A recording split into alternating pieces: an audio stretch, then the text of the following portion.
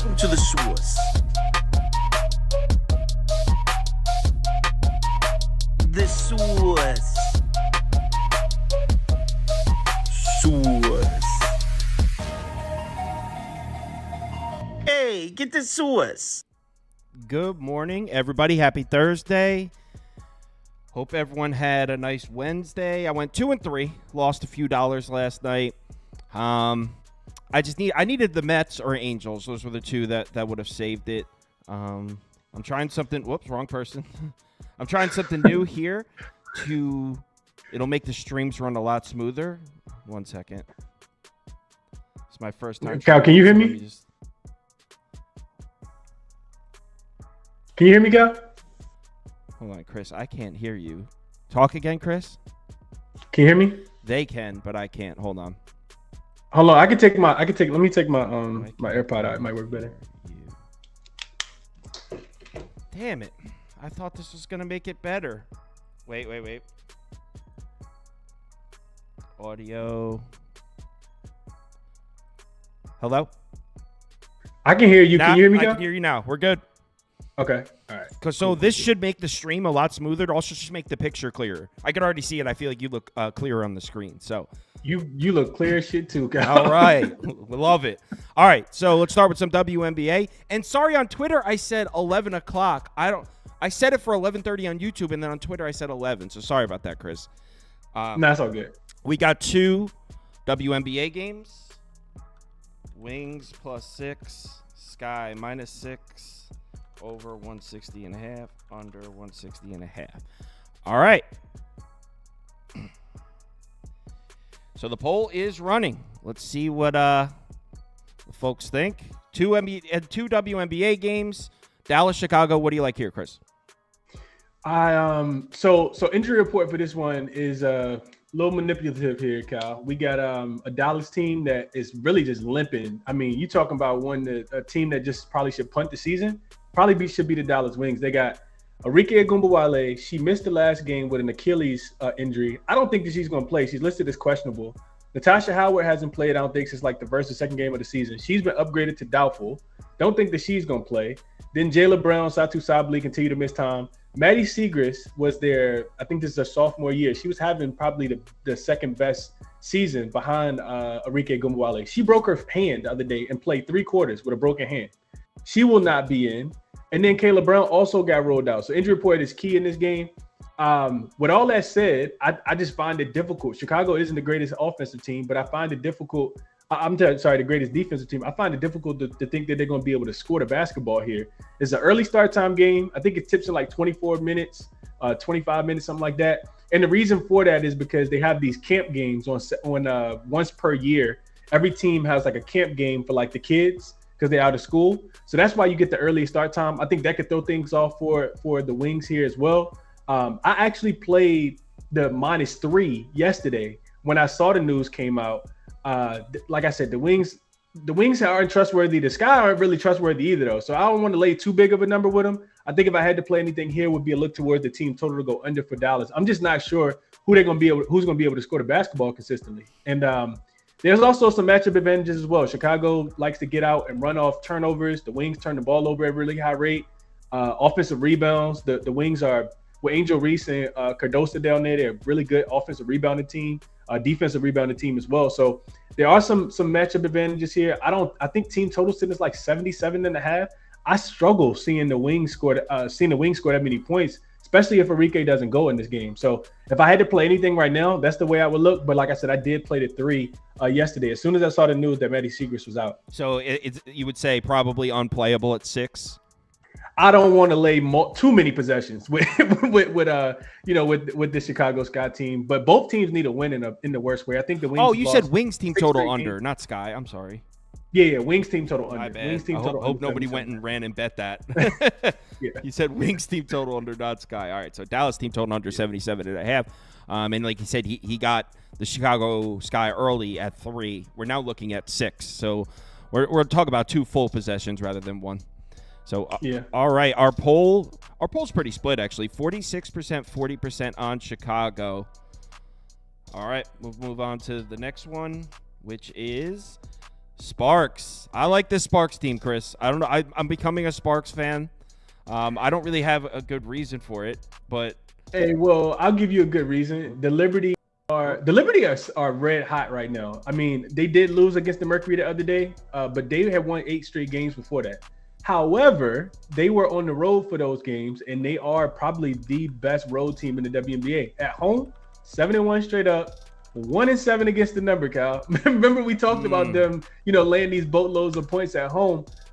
Cameron Brink will be out for this game. She tore her ACL, so get well. She's out for the year, Brink. right? Yeah, she's gonna be done. She's gonna miss the Olympics and all that. So get well, Cameron Brink. She was on the Olympic team. She was gonna be on the 3-on-3 Olympic team. Oh, yeah, okay. That women's team, yeah.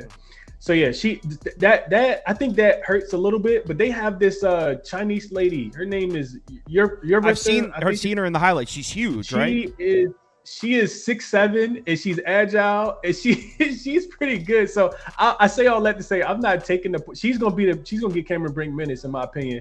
Here, she played well against the Connecticut Sun the other day, and one of the reasons why they covered. So, with the Liberty not really covering big numbers, I would only look towards, I know it's a big number and it's moving. It went up to 15. I see it coming back down to 14 right now. And I would agree with that. I think the official play in the game, though, Cal, and we continue to talk about this, New York, Liberty. First quarter. Quarter, team total over. It's 22.5, 23.5 at some books. I like it. I think you could alt it up to 25.5. This is the best offensive team in the WNBA when it comes to offensive rating. They shoot, I think, the third most threes, make the first most threes, and the Sparks are the second worst defensive team on the road. So, potential backdoor cover, yes. But with the Liberty coming off a loss against the Mercury, I think they'll be locked in here. And the craziest thing about it is their first quarter, they're like a plus 3.7 in point differential. So it's not even close. Like they averaged 26 points in the first quarter. I think 28 in the first quarter at home. So yeah, I think the books don't. A lot of books don't offer it, but I think BetMGM, Bet365, DraftKings, FanDuel, you can find it on those books if you have access. And I also think the spread. I think that they are winning by probably 6-7 points. So first quarter minus the 4.5. I didn't bet that one, but minus the wait. You said team total those. Team total over, but if you don't have access to a team total over, I do like the 4.5. If you can get a 4.5, I do think the Liberty are winning this game by at least 6 points at the end of the first quarter. So those are the way that I would look there. But if I had to play the full game, can't quite lay the points yet. Backdoor, I think, will be open in this game for the Sparks team on the road. It is their 5th straight road game in the 7-game road trip, but I think that they can keep it within 15 points here. Cool. All right. Make sure you guys give Chris a follow. He does a daily show on YouTube, Chris B. Kappa with 2 N's on Twitter. I tagged him in the tweet. Chris, appreciate it, man. Talk to you soon. Absolutely. Best of luck to you and to the community. Hope you guys cash. Later. Oh. All right. So, Toast and Commish. All right.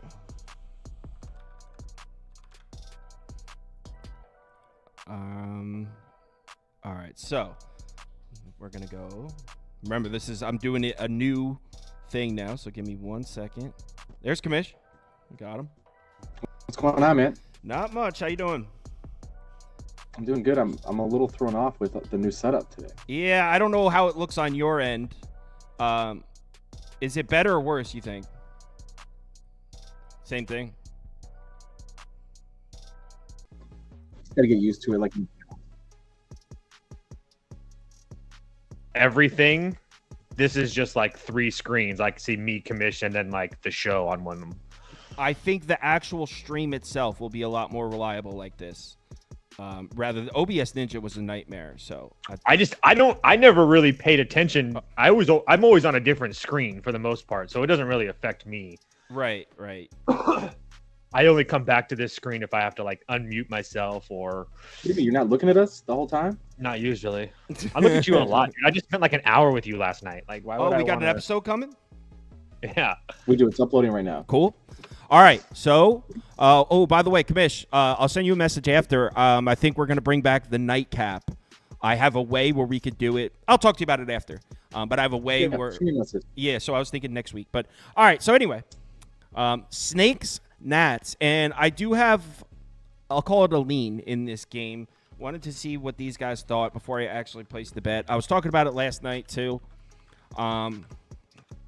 So I think the way to go in this game, and I know this is going to sound a little bit scary because Ryan Nelson, we haven't seen his best stuff, to put it delicately. We haven't seen his best stuff recently, but I think the way to go here would be, if I was going to place a bet, Nats team total under 4.5. There's a -115.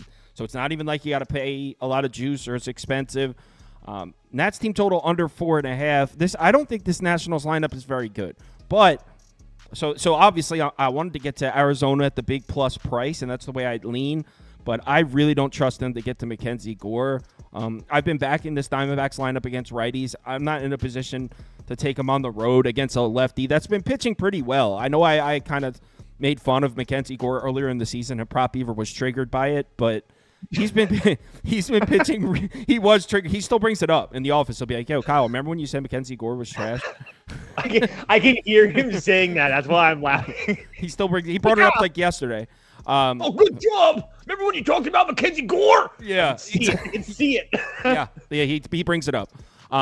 So I'm not in a position to trust Arizona to get to Mackenzie Gore, but Nationals did use their main bullpen arms. Finnegan pitched last night. Harvey pitched last night. So if you're picking a side here, I think it's worth looking at Arizona at the plus money. I mean, I think Arizona's the better team, but I'd rather just stick to this because I could see the Arizona bet getting screwed by their bats just not showing up. So I think Washington team total under 4.5 at -115 is a good bet. I haven't placed it yet, but I might, depending on Commish. Are you a Mackenzie Gore guy? No, not really. Like I know he's been throwing the ball really well. I don't want to offend Prop Beaver. I don't know if he's producing or who's producing. No, he can't hear you, but he would be offended. I don't know. Like, he's one of those guys. I think he's got really good stuff, and I think long term, definitely. You've seen the upside already this season, but still not getting very deep into games. My Fangraphs is not loading at the moment, so I can't pull up the exact numbers. But I don't love Washington's bullpen spot here. Arizona, they've been really, really good against left-handed pitching all year. I know there's been times where they haven't been able to get to certain guys, especially even hittable guys. They haven't been able to get to them at times. This is a very, very good lineup against left-handed pitching. I think this is a tough spot for Mackenzie Gore. I don't hate the under 4.5 that you mentioned. Personally, Mackenzie Gore is outs open to 17.5. I think I'd still play it at under 16.5. At this point, I just don't see him getting super deep into this game, regardless of the bullpen situation. I think there's value there, and I think Arizona, or the opposite of that, obviously, is Arizona to score some runs. I like Arizona's team total as well. So Gore under 16.5 outs. Yeah, or the Diamondbacks team total. I'm deciding between those two. I've already bet Gore under outs. I'm deciding between giving that out or giving out the Diamondbacks team total. Oh, or the Diamondbacks team total. So you actually like Arizona to get to them. Yeah. Man, if you like Arizona to get to him, maybe I'll just take a shot at the plus 120, honestly, because I like Ryan Nelson to pitch well. Toast? Yeah, Arizona plus 120 for me. I think I got it at like plus 124 on DraftKings. Arizona on the road. The last month, sixth in Major League Baseball over the last 14 days, fifth in Major League Baseball against left-handed pitching over the last 14 days. Number one in WRC plus, number one in OPS, number one in WOBA as well. I love Mackenzie Gore. He's a former Padre guy. I just don't know if he's as good as we've seen. I understand that we've seen the blow up against the Mets, but he's been fantastic this year. There's no question about that. I just don't know if that's going to last at that level. I mean, he's coming off one of his best performances of the year, albeit Miami, 7 innings, 5 hits, 1 run, and 10 strikeouts. I've talked about this many times in the past. Like, when these guys go an extra couple innings, a start, that can give a little bit of fatigue going on. And as far as Ryan Nelson goes, yeah, the road numbers aren't great. But at the same time, the Padres, Baltimore, and Texas, I mean, all those, I understand that those teams have struggled, especially this year, but on the surface, I would take all those lineups are much more scarier than the Nats lineup in my eyes, personally, regardless of how they're performing, especially with Texas, regardless of how they're performing, I still think those lineups are better than the Nats lineup. Not to mention the fact that, like you guys talked about, the bullpen situation, Arizona's bullpen is fresh, ready to go. The only two people that threw yesterday was Ginkel and Mantiply, and each of them were under 15 pitches. Yeah, I think that Washington played really well yesterday. I don't think they're going to be able to replicate that here today. So I was more than happy to take Arizona at plus 120. So it kind of feels like we're all circling the Arizona. Toast is on Arizona, but I was leaning that way as well. Seems like Kamish is kind of leaning that way. Kamish, somebody asked if he said you like Mackenzie Gore under outs. Does that also mean you like his under strikeouts? I would say yes. You would lean towards under strikeouts as well, right? Yeah, I don't know why my Fangraphs is shitting the bed at the moment, but yeah, I mean those are correlated plays. Obviously, my only concern with the strikeouts, I mean, and it's really a concern for the outs as well to a degree, admittedly, is Paul Clemens is behind the plate in this game, who's a very pitcher-friendly umpire, which makes me a little bit more eager to go towards a team total, or like an Arizona as a side. I think makes sense as well. I already bet Gore under outs, but Paul Clemens does give me a little bit of pause. So I wouldn't go heavy on the strikeouts. I wouldn't go heavy on the outs. Like I have a half unit on this game. Okay. Also, just if you're a Nats fan or better, I think C.J. Abrams is hurt or something. Didn't play yesterday. He's not in the lineup I saw today, that. so He was getting he was getting an MRI, I think. Yeah, it's a pretty big piece out. Is Fangraphs down? I just saw somebody put in the comments. Someone said that in the comments. Fangraphs is down, but if he said that and you're having problem with it, I would say maybe. It was definitely not down earlier this morning. I was on it. Probably about. Prop Beaver says that he can't get on it either. So, jeez, this is crippling. Like if there's one website that I can't have not exist, then that would be working with Fangraphs. Yeah, very reliant on Fangraphs myself during this time of year. What are you trying to find? I think mine's working. Maybe they only have service in Alaska right now. They cut off the other 49 states. I think it's working. I don't know. All right, next game. What's up? CLV Kings here. Someone's holding a Cleveland moneyline plus 100 ticket. I'm joking. CLV's been getting rocked. That's the joke. If you didn't get it, but I do have. All jokes aside, I do have Cleveland. Okay, let's start the. You poll. can still get them minus 105. Oh, really? The graphics is minus 110, so it's moved about 5 cents. How about that? And you know what? Now that I'm thinking about it, when I took the plus 100, it was mostly at minus 105 anyway. I line shopped to get that. So disregard what I said. It hasn't really moved much. It sounded good, though. Hell yeah. Let's but go. It makes me sound sweet if I tell you it moved. So, Cleveland money line. I'm on it here.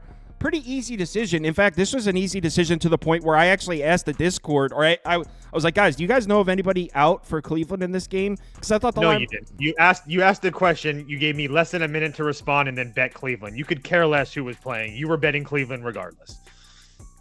There's some truth to that. I was giving you about 30 seconds to respond. If you didn't respond, I've pulled the trigger. I got things to do. So, so I thought the line was a little suspect, but you know what? Somebody in the Discord responded and was like, I don't think it's suspect. It was like Castillo against Logan Allen. I'm not backing Logan Allen. And that kind of put it in perspective. Like, okay, Logan Allen has had some really ugly starts. And I guess some people would look at it and be like, oh, Castillo over Logan Allen. So it made me feel a little more comfortable with the line. To me, I'm looking at this game, take out the starting pitching matchup, and you're talking about one of, if not the best home team in baseball against Seattle. And here's the kicker. I know it's Logan Allen, but he throws with his left hand. It's Seattle in a 10:10 a.m. slot Pacific time against a lefty. The Vampires during the day against a lefty. Man, does anyone offer a Logan Allen perfect game prop? Christ. Yeah, it's 20-1. All jokes aside, this is a spot. This has been the spot to fade Seattle all season during the day, right? I mean, Prop Beaver really stamps. He pounds the gavel on this one. And when he was with us, yes. So I'm on Cleveland. I would imagine most people are going to be taking Cleveland with me. Not worried about it. I'm 2-0 in this series. I took Seattle game 1, Cleveland minus 1.5 yesterday. Let's sweep it. Cleveland money line. Go ahead, Kamish.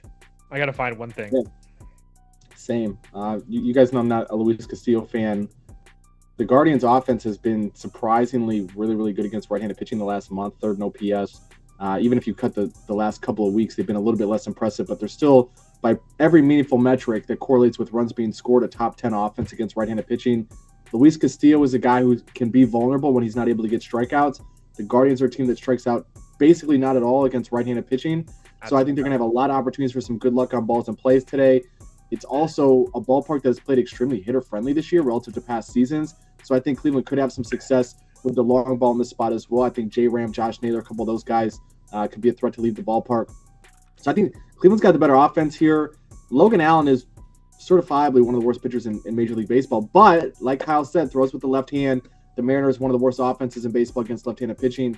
The early start time for a West Coast team.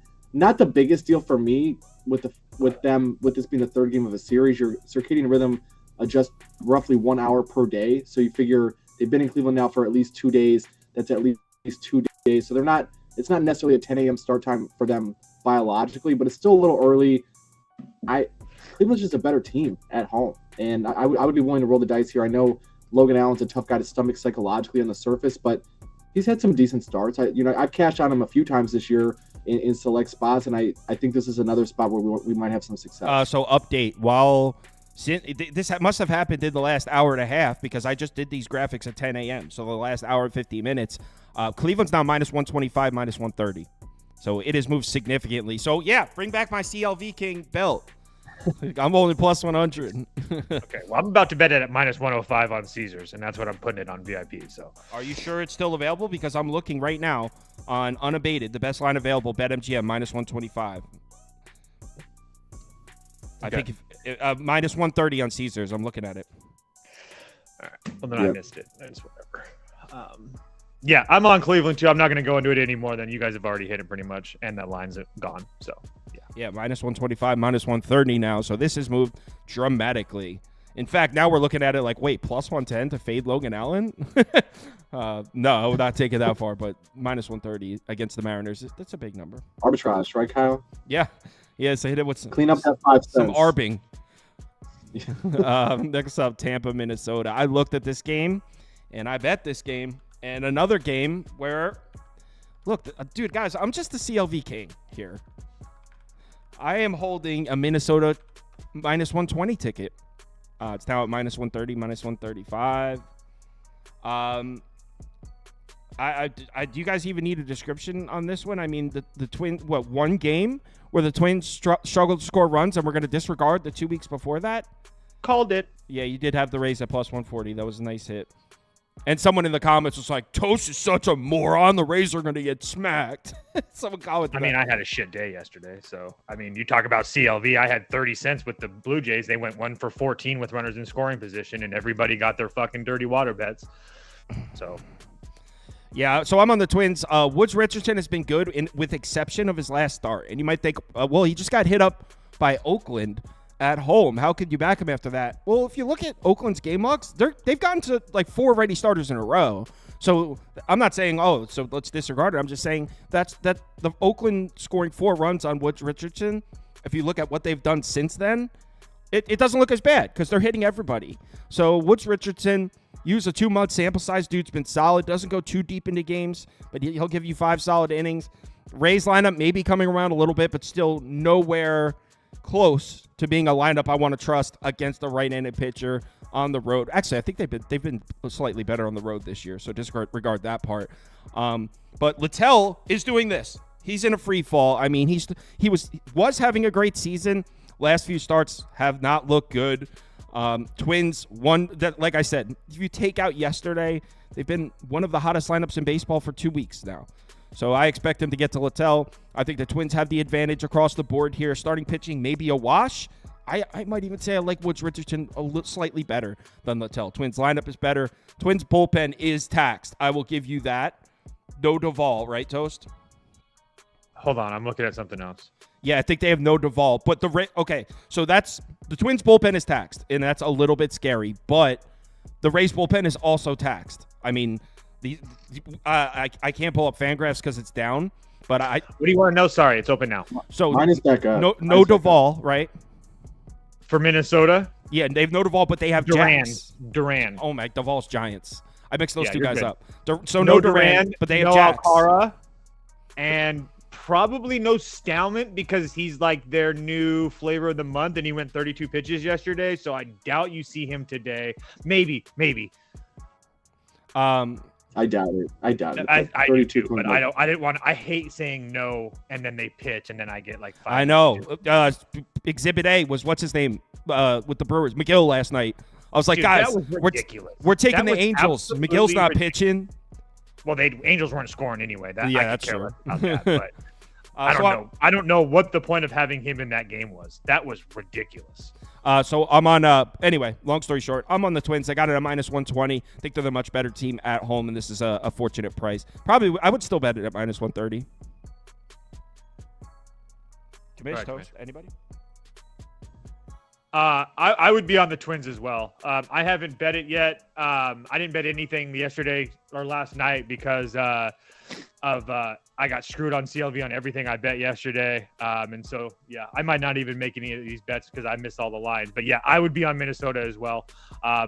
SWR has been very, very good for this team. And he's not going super late into ball games. But at the same time, this Rays team is terrible. I mean, they should have won that game so easy yesterday. I felt really, really lucky getting it. I mean, they had the bases loaded in like the 6th, the 8th, and something. They just did absolutely nothing. So to expect the Rays to score is pretty damn bad. So, yeah, I would be on the Twins. I don't know if I'm going to bet it, though. I probably missed it. Commish, what are your thoughts?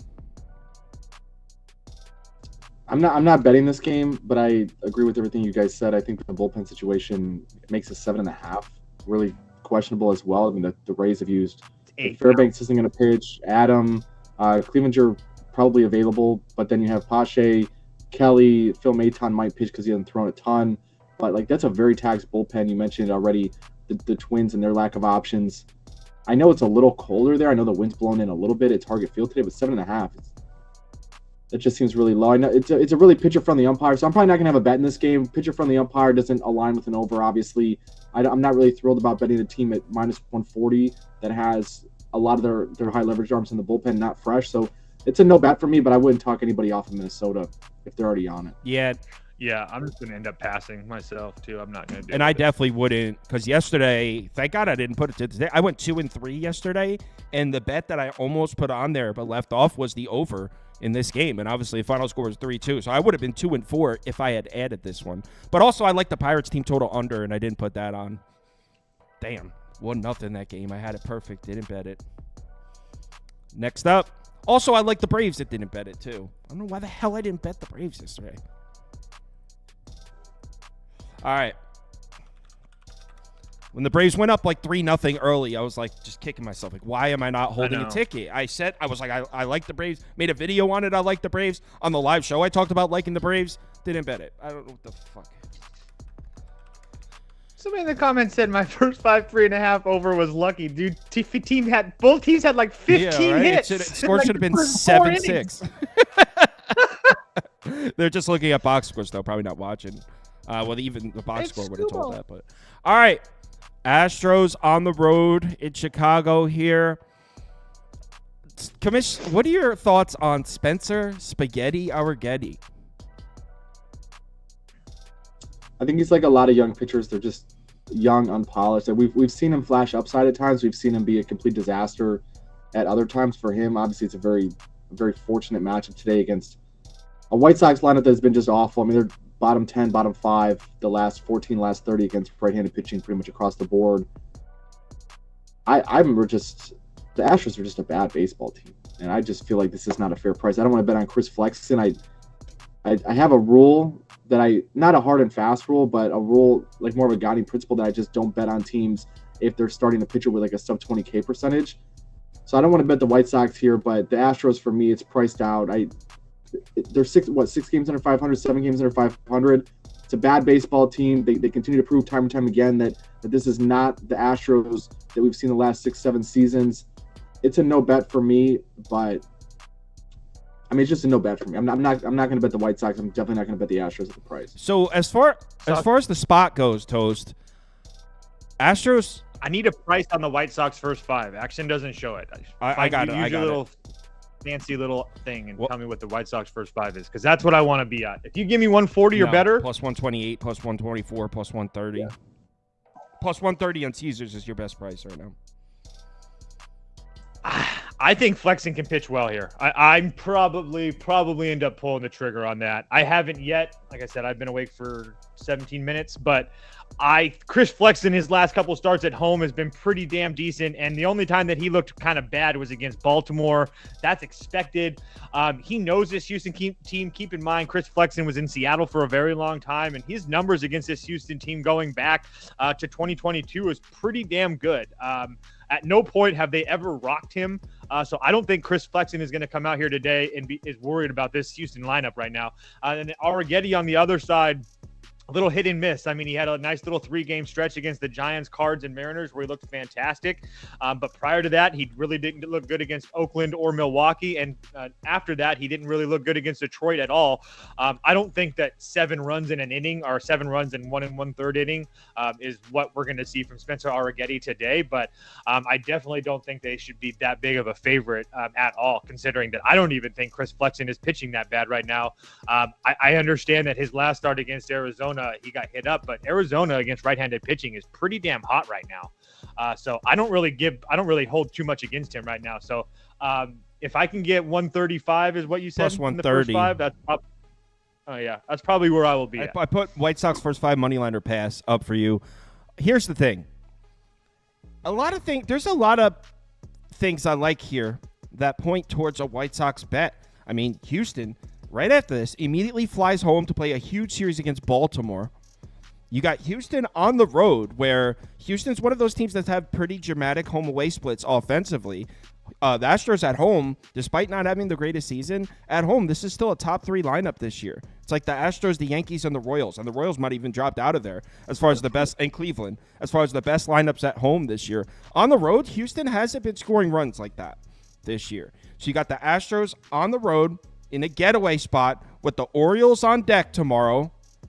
I mean, there's definitely a lot here that would justify a White Sox bet. And also, the 3 main arms for Houston went yesterday. Hader, Presley, Abreu. They're all going to be available, but the White Sox just saw their 3 main guys. I don't think I have the balls to do it, but I'm just saying that the pieces you look for to take a shot on a dog are there. And why I didn't go full game is because I do not want to be in a situation where Kopech is pitching for me, because he has been just so bad. So bad. And I don't want to deal with it. So that's why I said first 5 for me. I'm putting. I can't rationalize betting plus 130 on the White Sox. They're winning 2 out of every 7 games. Yeah, and you're telling me that I can bet them near even money. And 2 out of 7 games is like a dramatic improvement from earlier. I mean, the Whites. First of all, they're 3-3. Their last 6, they're on the come up. It'll be White Sox or pass, but I don't think I actually get there. It's a good spot to take a shot on the dog here, but I don't think I could actually do it.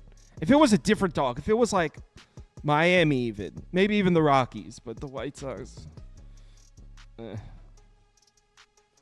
Next up. I'm so mad I didn't play the over in that Rockies game last night. It was so Dodgers at Rockies. So easy. I feel like I've called both these games easily, and I haven't got paid either time. So the Rockies end up winning last night. Yeah, but the over was the easiest play of the day. Like I said, like Bobby Thriller's going to get hit up because the Rockies are going to score runs and the Dodgers are going to do their thing, and I just didn't bet it like an idiot. So it's Dodgers-Rockies in Coors. Gavin Stone, who's having an excellent season. Kamish, what are your thoughts on Gavin Stone making a road start at Coors Field here? I'm fine with it. I have no issues with Gavin Stone, but the Dodgers team totals at 7.5. I'm betting the under. It's tie block. I know everybody's going to yell at me. I know everyone's going to call me an idiot. 7.5. Yeah, I bet the under. Is it the same thing that we talked about last night on the pod? Oh my God, it is. It's 7.5. You assume Will Smith is back in the lineup, so you have a very good top 4, right? I'm not going to talk shit about Ohtani, Will Smith, Freeman, Teoscar Hernandez, but Andy Paez in the 5 hole. Miguel Rojas is out there because of his glove, not because of his bat. Kike's not been very good. I know he's better against lefties. Miguel Vargas, okay, if he beats me, he beats me. Chris Taylor should have been designated for assignment. They're playing a long game with him. That 5 through 9 does not scare me whatsoever. I know it's hot. in Colorado. I know there's a lot of people that are talking about how amazing the run scoring environment is there today. I'm aware of all of that, but on principle, I'm not betting the Dodgers 7.5. That's a 7.5 team total. If they score 7 runs today, there's no Dodgers fan who's not looking at this from a betting perspective who's going to be like, oh man, like we had a bad day today. If you score 7 runs, it's a phenomenal day at the plate in Coors or anywhere, but you can cash an under if they score 7 runs, which is still just shy of 1 run per inning. The tie block is bad, but there's too many bad bats in the lineup for the Dodgers today. If Ohtani has a 2-homer day, if Freeman has 3 doubles in the gap, whatever, I'll live with it, but this is way too high of a number considering the missing pieces for LA. I think that Ohtani could do that, and Freeman can have his doubles in the gap, and they still don't hit 7. I think that's really possible. I can't believe it. That's that high. And the only reason I say it like that is because we talked about this is the exact situation we talked about last night on the pod, and I understand that nobody's listening to it, but I'll tell you is that this Dodgers lineup, we're probably going to get some really good prices on their team total because the bottom of that lineup is a complete shell of itself. I mean, Rojas, Vargas, Hernandez, and Taylor, I mean, and Pajes, that's like a AAA team. I mean, at best, at very best. So again, I understand that Will Smith's back in the lineup today. I didn't expect it was going to be a 7.5. So yeah, I will be on this Dodgers team total under 7.5 as well. I'm shocked. I thought it was going to be minus. Like it's minus 145 juice. Just so you go. Yeah, I was going to say I was going to pay them 136 on FanDuel. FanDuel, yeah. FanDuel I'm showing is why is it FanDuel showing up here? I'm sorry. It is minus 136 on FanDuel. That's my bad. All right, cool. Well, no, I'm glad that you said them because clearly action, what I usually use, is wrong on everything. So I think their trackers or their APIs are off today because they're like an hour behind on everything. Okay. Also, I just saw someone say that they love our podcast. I appreciate you. We appreciate everybody who listens to the podcast. It's uploading right now. It should be dropped probably later today whenever Kyle has time. Yeah, I could do it right after this. Thursday's the easiest day. So I'm putting this up based on what you guys said. We saw the series started with 2 super high scoring games. Why not take the under in the getaway day? What do the Dodgers have on deck here? Dodgers go back home to play the Angels after this. Rockies stay home, play the Nats. Yeah, it'll be under a pair. I'm not betting this game, though, so I'm not going to waste any of your time talking about it. Also, I keep seeing everybody saying the game's going to get rained out. I know there's weather in the area, but it looks, at least in my opinion, I'm not a meteorologist, but it looks far more likely that they play at some point today than it gets postponed. Let's move on to the next game, which is Kansas City, Oakland. How about those? Yeah, Kevin Roth doesn't even mention it on his report. He said he's more worried about Minnesota than anything. Yeah. I don't know who started that rumor that this game's getting postponed. All right, so it's Kansas City, Oakland. Oakland's taking the first 2 of this, right? Yeah. Is this a resurgence of the Oakland Athletics, or is this a collapse of the Kansas City Royals? What's happening right now? Collapse. I agree. Royals.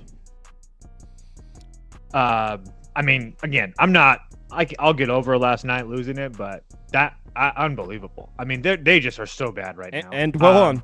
So Seth Lugo, we've been talking about there's some regression looming for him. Not that he's necessarily bad or he's going to become a bad pitcher, but his numbers were way better. And we started to see it. Yeah.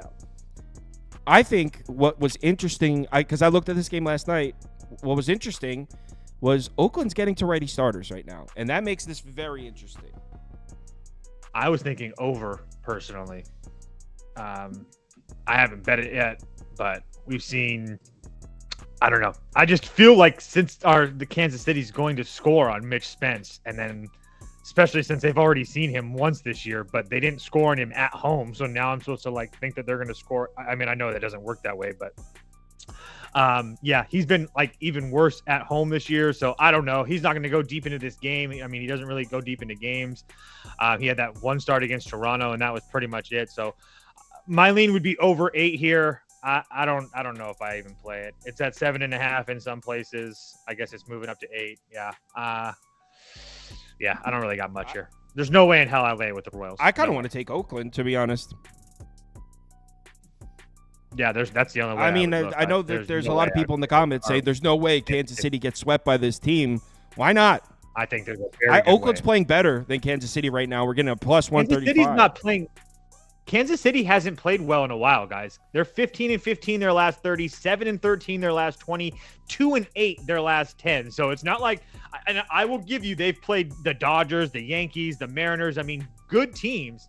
But regardless, I mean, it's just really hard. You're already, I mean, and I'm not trying to take shots at the Royals, but they're already a mediocre team trying to catch something in a bottle and make a run.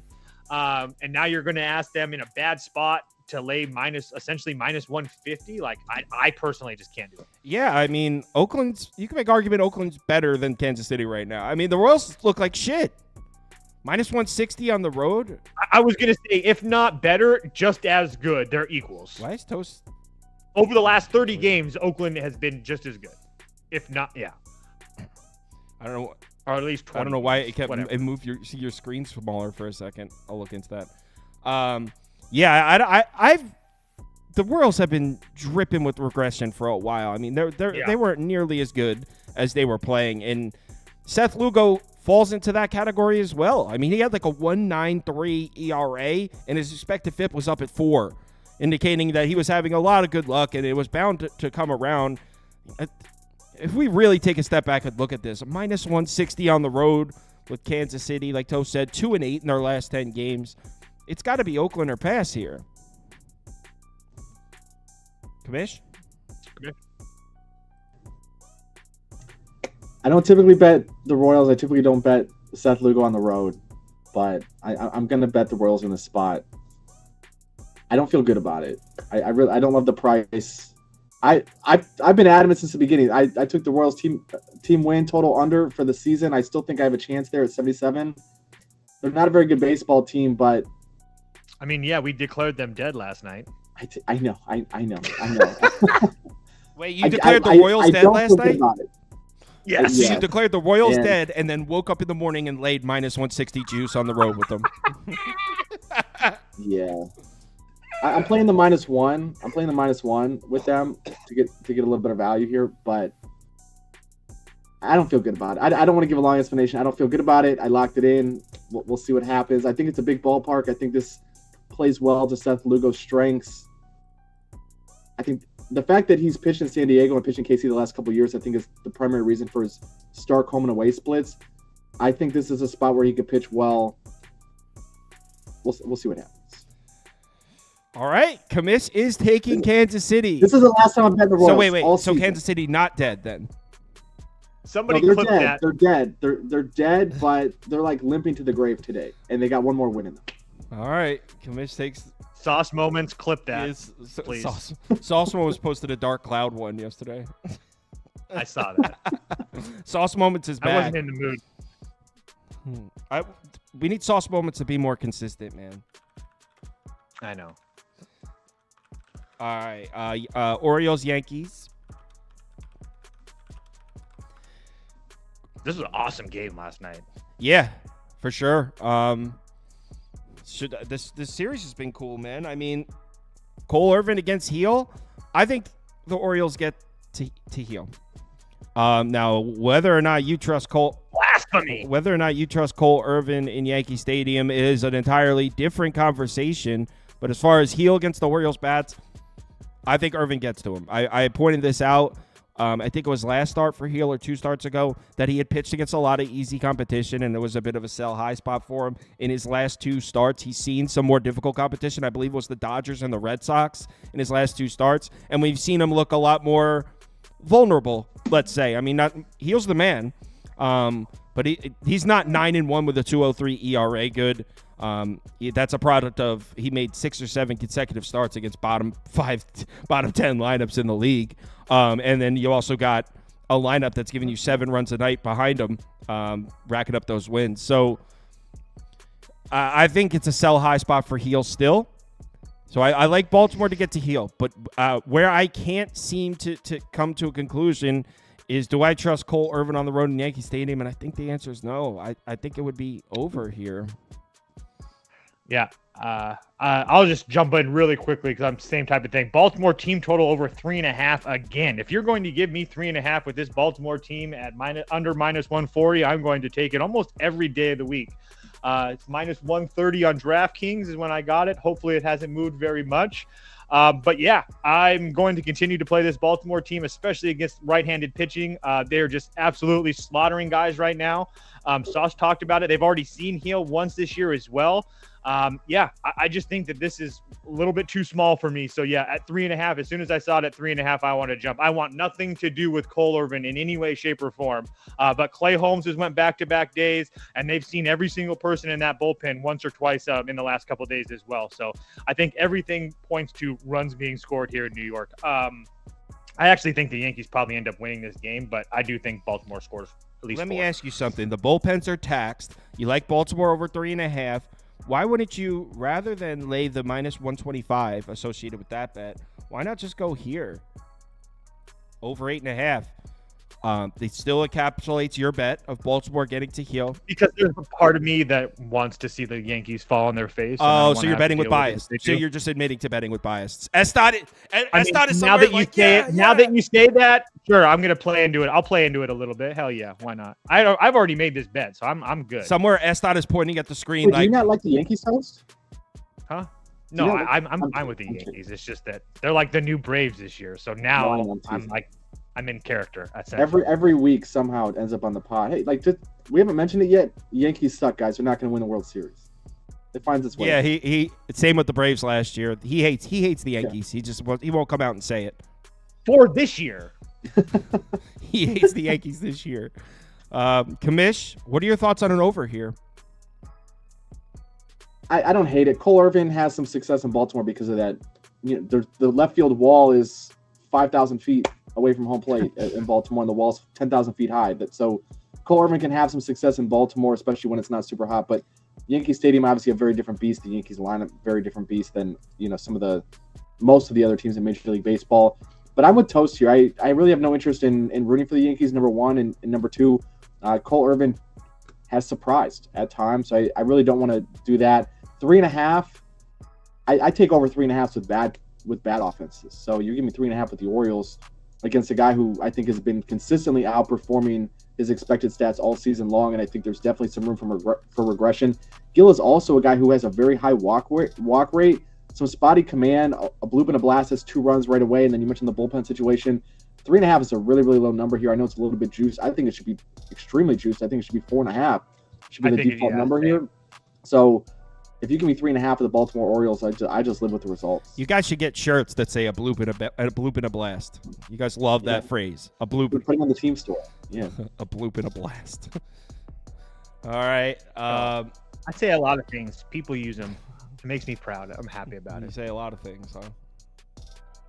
I mean, bet on pitcher, spot.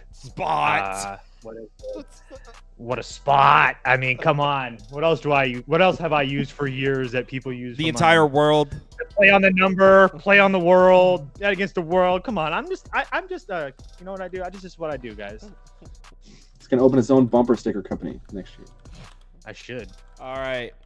Giants on the way. Giants on the road in St. Louis. I looked at this one for a while, and I couldn't figure out. I wanted to bet the Cardinals.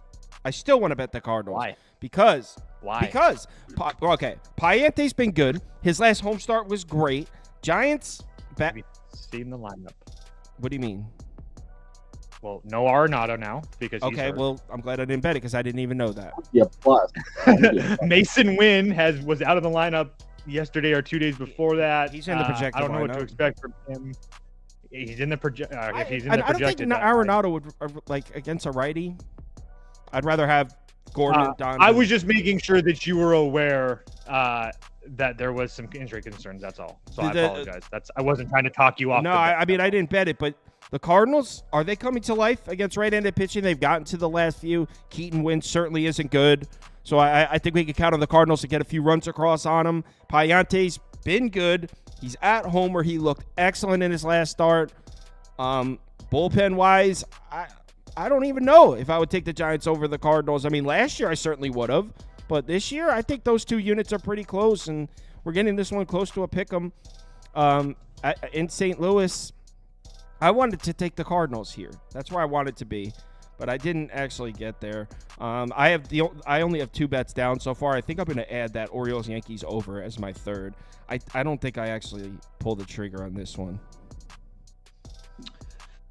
Yeah, this one's so I just opened it up if you wanted to hear some of these numbers. I mean, the Giants, the last 2 righty starters to pitch against the Giants, Javier Assad, 5 innings and 1 earned run, and he hasn't been good. Before that, Ronel Blanco, 6 innings, 1 earned run. Before that, Spencer Arrighetti, 5 2/3 innings, 1 earned run. Before that, Nathan Eovaldi, 7 innings, 2 earned runs. I mean, the Giants have not been getting to righty starters, and Payente was great in his last home start.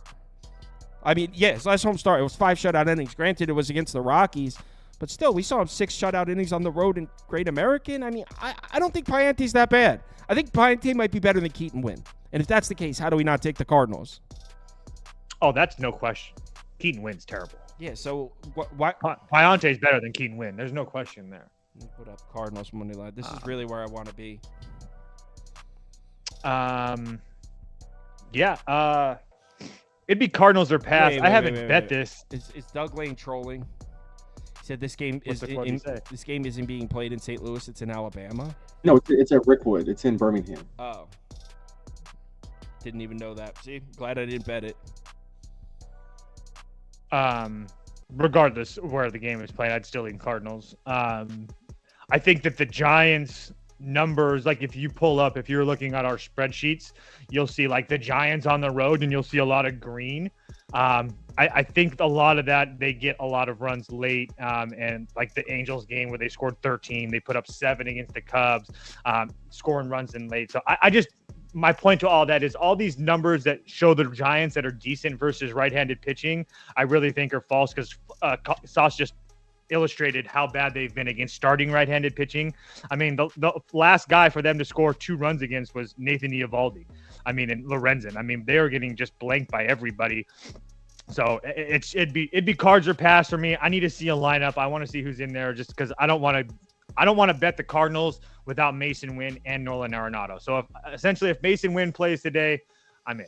People are trashing me for not knowing the game was played in Alabama.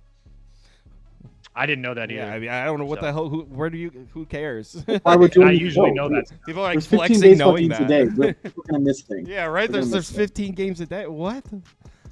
I usually know that stuff too. I had no idea. I haven't even heard a thing about that. Now apparently these guys are just the experts, which is why they're here. Kamish.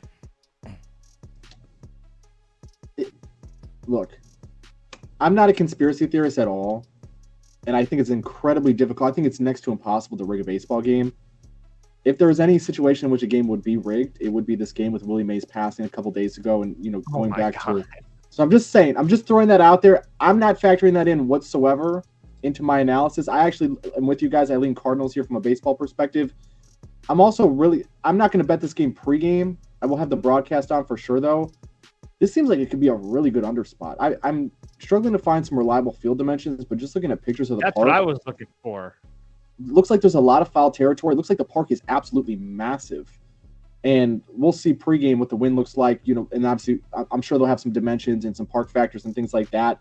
But this looks like a massive stadium. We'll see. I don't know definitively one way or another, but I think Cardinals and the under are the 2 spots where I'm looking. And I will be on my phone at 7:10, 7:05, watching the broadcast, looking to get something in pregame. All right. So community is leaning. Sorry, Sauce, really quickly. Do you see the wall, Kamish? How big it is? Do you see that? Yeah, but there's reports that the park has been modified in some ways because Major League Baseball is going there. So I don't know if these pictures are current. I don't know. Okay. They did move the distance of the wall at one point, but I don't know what this park is going to look like tonight, which is why I'm going to wait. So I guess for the people who don't know what we're talking about, so their stadium was like, so you imagine a diamond. Yep. Theirs is like straight across this way, and it's 332 to the line, and it's 400 to center field, and then it kind of loops this way, and it's 325 to the other line. So it's just a very weird dimension. And then they have heights on their walls. So over in left field, it's 12 feet. Over here in right center field, it's 22 feet high. Like, so I don't know what they're going to change, but it's definitely a weird type of ballpark. Like, it's not something that you're going to see normally. It's definitely a AAA or lower league ballpark. Someone said in the comments, someone said it's because the old field, the Birmingham White Barons used to have a segregated crowd. I think that's the significance of it. That's what someone has said in the comments. And judging by it seems like this person knows what.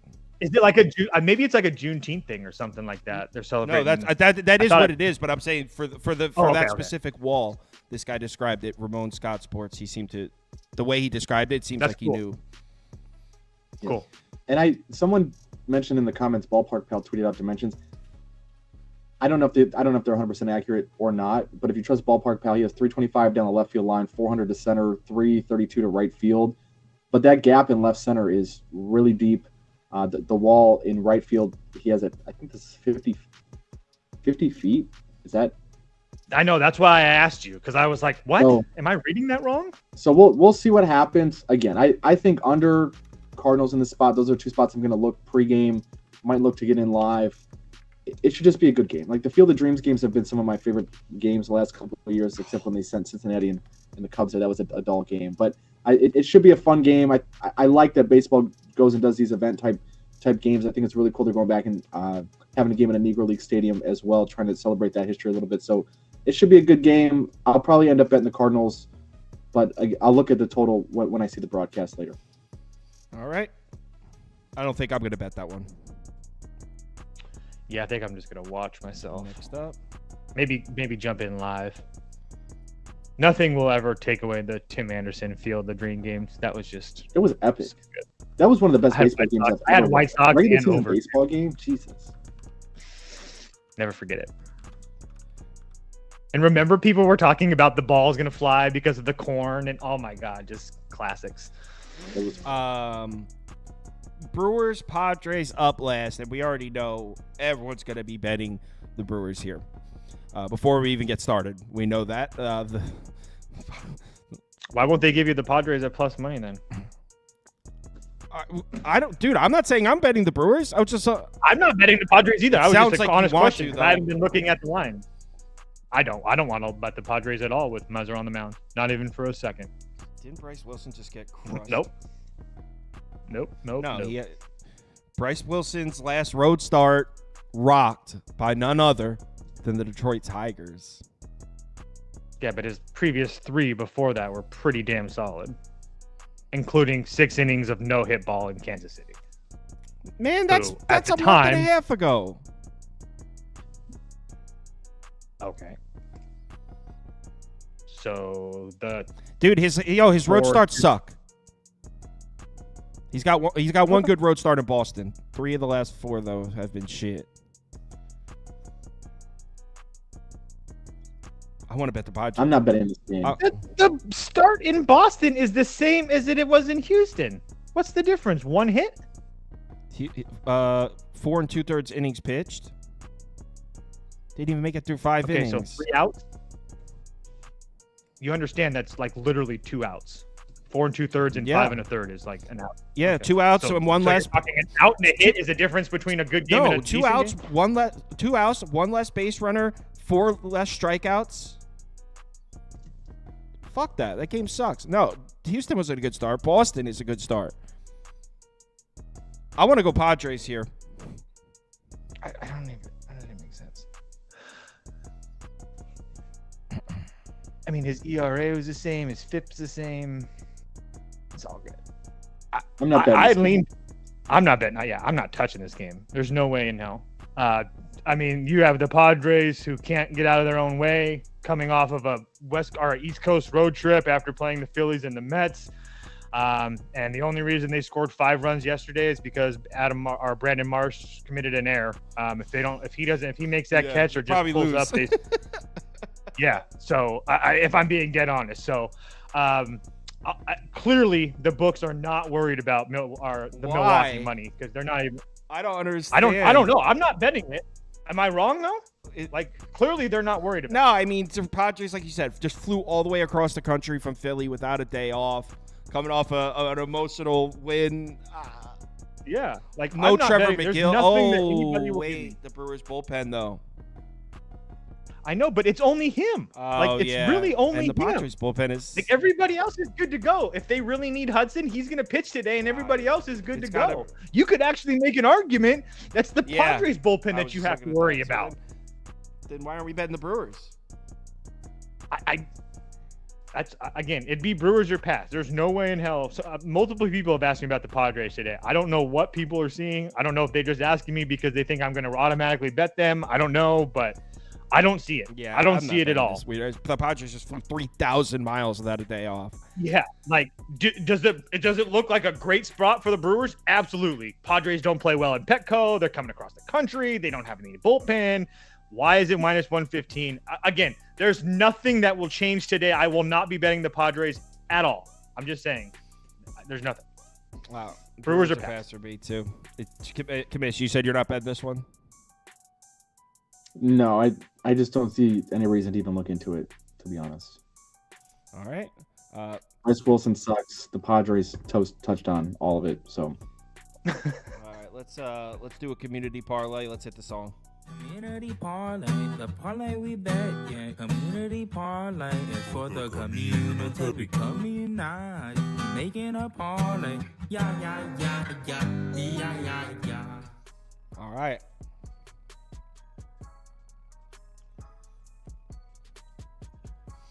First, we're going to go. They like the Nationals in that first one.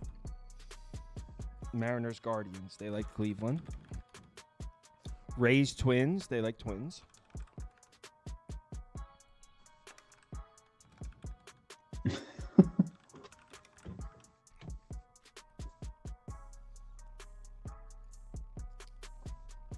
I do like the new setup because I can read the comments finally.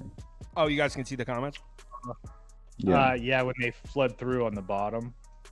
Yeah. There was a bunch of like, how could you guys not know this game was being played in Alabama?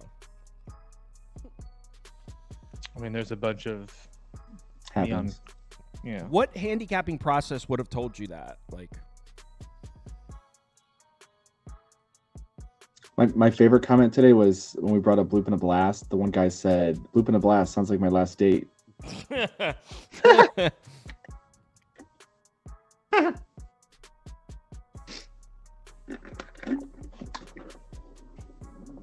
Yeah, following MLB maybe. Exactly. What are you doing? Sitting there watching the MLB network?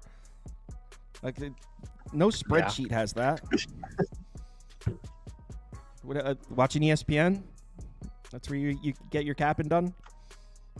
I honestly, the fact that like I haven't even like usually they make that like Exactly. I don't He know. goes, it's on ESPN. Exactly. What data? watches Yeah, what ESPN? data are you getting from ESPN? And I'm not hating on ESPN, but you're not getting any data from them. It's it's just for every 60 minutes of ESPN you watch, you get 10 seconds of data. It's not efficient. Wait, you don't want to talk about the Cowboys struggle? And then the next segment, the Lakers? Then Caitlin Clark. Oh yeah.